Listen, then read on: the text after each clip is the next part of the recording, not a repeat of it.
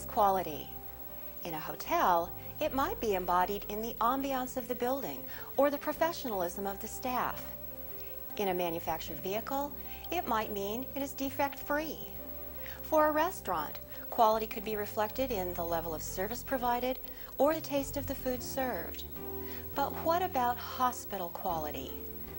It's taking care of not just our baby, but us as a family. And it's also communication and letting us know what's going on in a situation. People who care. Nurse and staff that really cares for the patients and families. The best medical staff for my child. Great nurses! Quality is defined in your text as the ability of a product or service to meet customer needs. As you've just heard, quality in the eyes of customers may mean better performance, nicer features, and other improvements.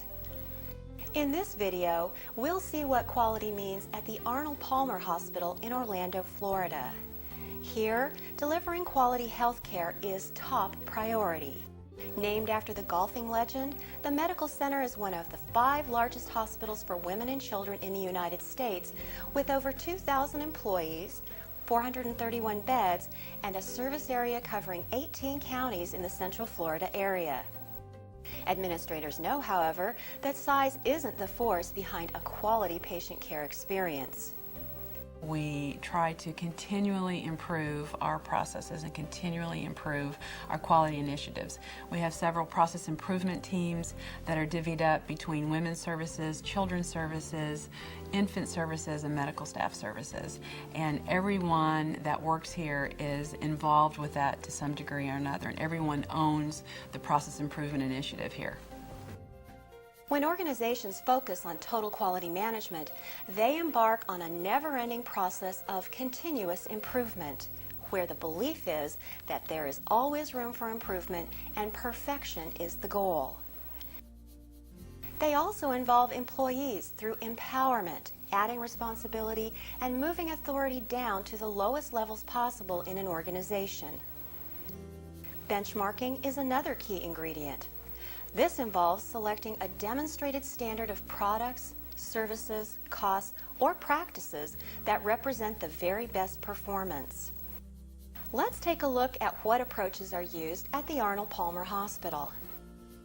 Here, the hospital provides a broad range of medical and surgical services, such as neonatal intensive care, pediatric intensive care, pediatric oncology, labor and delivery, and care for high-risk pregnancies.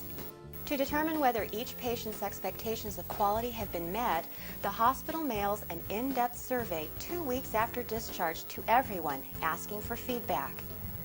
The hospital participates in a national benchmark comparison against other hospitals and has consistently scored in the top 10% in overall patient satisfaction. The question I look at first in the patient surveys is the question, would you recommend Arnold Palmer Hospital to your family and friends? That is the key question for us. And we're very fortunate to have had very high scores in that particular area. But I look at patient satisfaction every day I come to work, every single day. That is the most important thing that I focus on. We do have other measurements and other initiatives, but that is the most important thing here, and we're very, very proud of the high scores that we have. The survey itself is very detailed, and there are a whole host of categories that I look at involving respect, access, the quality of your care, the quality of the medical staff. Was your care coordinated? Did you receive the education you needed? Did you receive the discharge information you needed? So I look at all of that, but the key question is, would you recommend us to your family and friends? And in many cases, if our scores drop, we plan quality initiatives and process changes based on those survey results. Often, new measures start at the grassroots level, with the staff closest to an area wanting to track performance. Key measures are delivered to the team via the executive dashboard, the hospital's digital answer to paper documents. The executive dashboard measurements really are a corporate focus. The criteria is established at the executive staff level. We look at 4 primary quadrants. We look at service, we look at quality, we look at human resources, and we look at the financial quadrant. And within each of those quadrants, then each of the hospitals sets their own standards and their own measurements. But it really helps us to focus on the same goals, helps to focus on the same vision. I think that's very important for everybody to be in the same boat and to be directed in the same way in order to achieve the results that we all need to achieve. As your text shows, there are tools used by many organizations to help measure their total quality management efforts.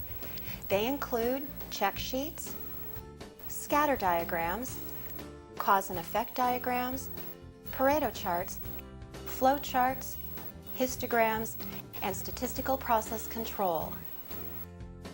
The Arnold Palmer Hospital uses Pareto charts and flow charts to give hospital personnel a quick visual overview of what's happening in-house versus internal goals and external national norms. Pareto charts identify the few critical items as opposed to many less important ones. Flow charts graphically describe a process or system. This benchmarking is critical for understanding where opportunities exist for improvement.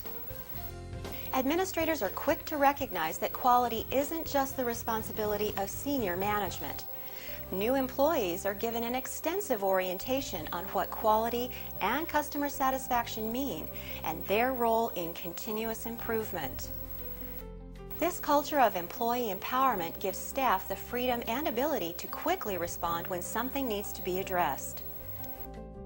In fact, employees are empowered to provide gifts in value up to $200 to patients who find reason to complain about any hospital service, such as food, courtesy, responsiveness, or cleanliness. One recent response to a need identified at the grassroots level was the implementation of the hospital's 24-hour bedside call service. We pride ourselves in the customer service that we provide at Arnold Palmer Hospital. About a year and a half ago, we instituted an At Your Service. What we did was we put at each patient's bedside a little table card that said, if you have any questions, concerns, issues with your stay at Arnold Palmer Hospital, we'd like to hear from you. We have a cell phone that is linked to all of the administrators, and we carry this phone 24 hours a day, 7 days a week. We may get calls as easy as, can I turn on my Nickelodeon, can you help me with food? But certainly if there are issues of concern related to the care of that patient, we want to know about it right away.